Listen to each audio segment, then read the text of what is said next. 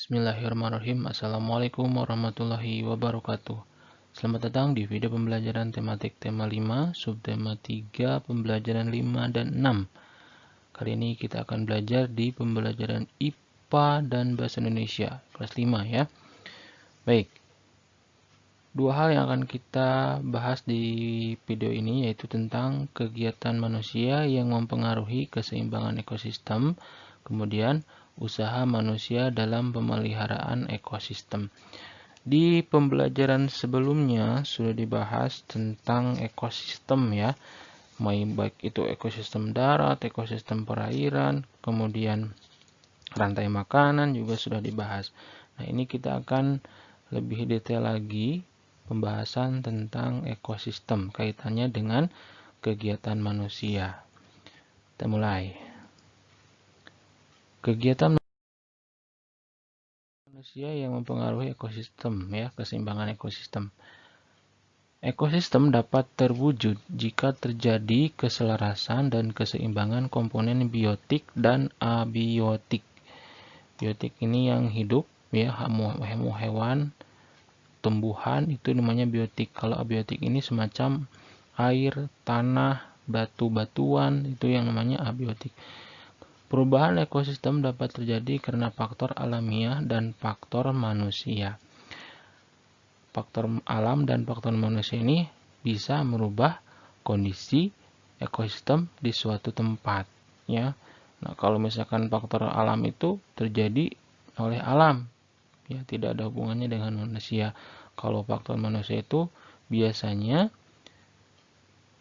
kegiatan atau aktivitas manusia yang akan mempengaruhi ekosistem. Nah, biasanya untuk kegiatan atau faktor alamiah ya, faktor alamiah yang menyebabkan perubahan ekosistem ini sudah dibahas sebelumnya ya, yaitu ada gunung meletus, gempa bumi, longsor, kekeringan, kemudian kebakaran hutan. Nah, ini biasanya terjadinya tidak dipengaruhi oleh manusia, tidak diakibatkan oleh ulah manusia, itu terjadi oleh alam murni ya. Contohnya kalau misalkan gunung meletus itu bisa terjadi di lingkungan gunung-gunung yang besar. Itu wilayah yang ada dekat dengan gunung-gunung besar itu akan berpengaruh ya terhadap ekosistemnya. Kemudian contohnya ya, kita lebih dibahas lagi, lebih detail lagi, itu di faktor manusia. Manusia memanfaatkan lingkungan alam untuk memenuhi kebutuhan hidup. Jelas, kita hidup berada di lingkungan alam ya. Mau di kota, mau di pedesaan itu ada lingkungan alamnya. Nah, maka dari itu kita pasti akan memanfaatkan lingkungan alam yaitu untuk memenuhi kebutuhan hidup, dan itu akan berpengaruh terhadap ekosistem. Nah, ini yang paling berbahaya itu, bukan berbahaya ya, jadi yang paling berakibat fatal terhadap perubahan ekosistem itu yang pertama ini ada penebangan dan pembakaran hutan. Jelas itu akan mempengaruhi besar terhadap ekosistem di hutan.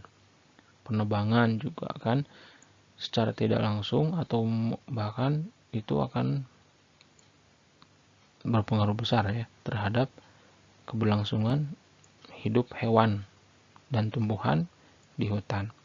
Kemudian pembakaran hutan. Kalau pembakaran hutan ini pasti diakibatkan oleh manusia ya. Kalau kebakaran hutan itu terjadi oleh alam.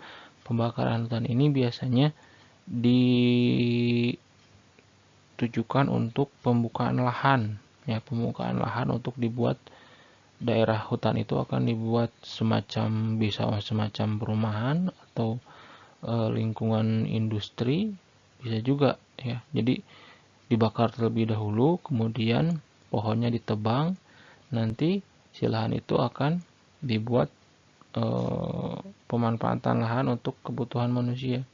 Itu bisa juga seperti itu ya. Untuk selanjutnya,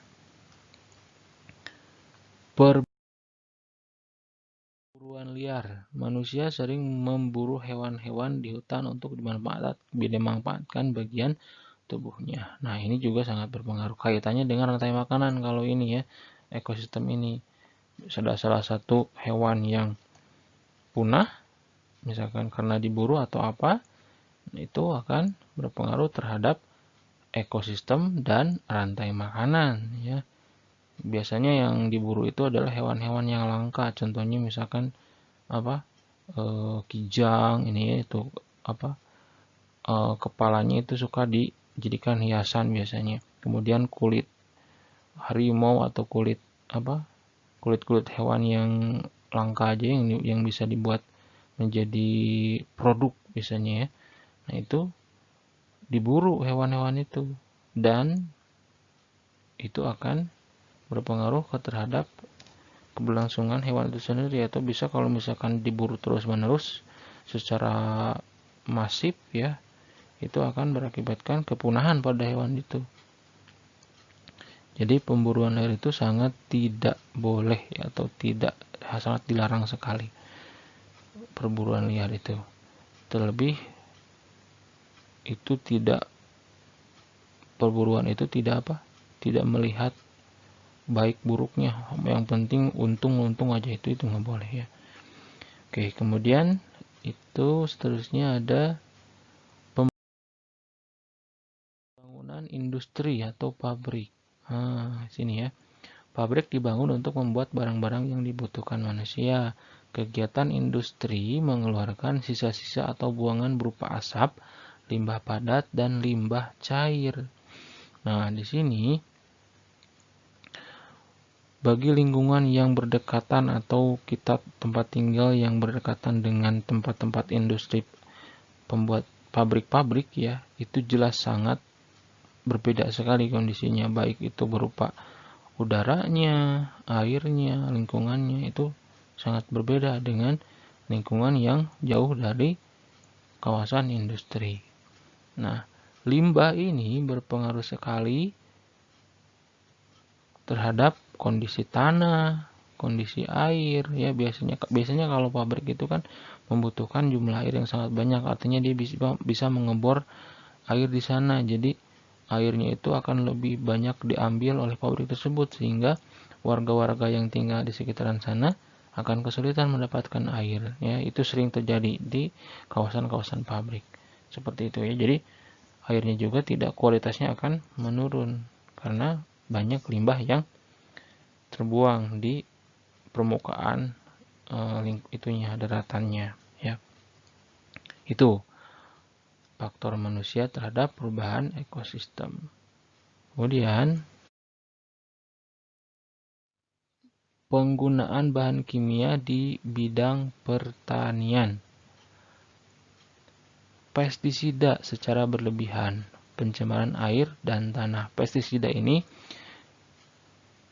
tujuannya untuk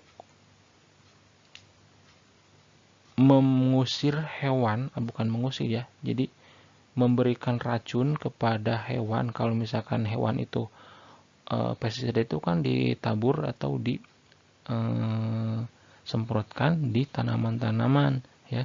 Nah, sehingga di permukaan tanaman itu kan ada pestisidanya. Nah, ketika hewan itu hinggap atau memakan tanaman, itu akan meracuni hewan tersebut ya. Nah, dampaknya ini pestisida ini akan berpengaruh juga terhadap hasil tanamannya ya. Kalau misalkan penuh dengan pestisida dan tidak dicuci dengan baik, nah itu akan berpengaruh terhadap kesehatan kita juga kalau misalkan kita mengkonsumsinya ya. Jadi pestisida ini digunakan secukupnya atau digunakan seperlunya saja. Biasanya kalau misalkan tanaman organik itu tidak menggunakan pestisida ya. Itu sangat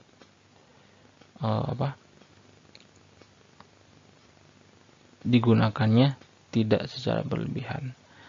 Nah, pestisida juga, bahan kimia juga yang digunakan di bidang pertanian itu akan mencemari air dan tanah pada lahan pertanian tersebut ya. mencemari kalau digunakannya secara berlebihan. Makanya kalau misalkan tanaman itu setelah panen itu akan harus didiamkan dulu beberapa bulan atau beberapa minggu untuk menetralkan kondisi tanahnya, karena kalau di tanahnya itu terdapat pestisida atau bahan kimia ya. Jadi si tanahnya itu harus didiamkan terlebih dahulu atau diolah lagi supaya pestisida yang ada pada tanah itu menjadi netral ya. Itu. Nah, ini adalah usaha manusia dalam pemeliharaan ekosistem.